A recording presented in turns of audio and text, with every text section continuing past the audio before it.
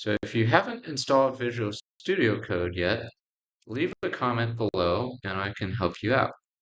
If you have installed Visual Studio Code, then great. We'll go ahead and open this up. Now this is developed by Microsoft and it is a general purpose code editing software, whereas idle is Python only. So we'll start by opening our folder and I'm going to scroll down to Zero2Code videos. And we can take a look at our previous files we've written. I'm going to open up a new file, tutorial3.py. And the first time that you use Visual Studio Code, you'll probably need to install a extension. So if you search for the Python extension, then you'll find a couple that you can install. Now back to our file.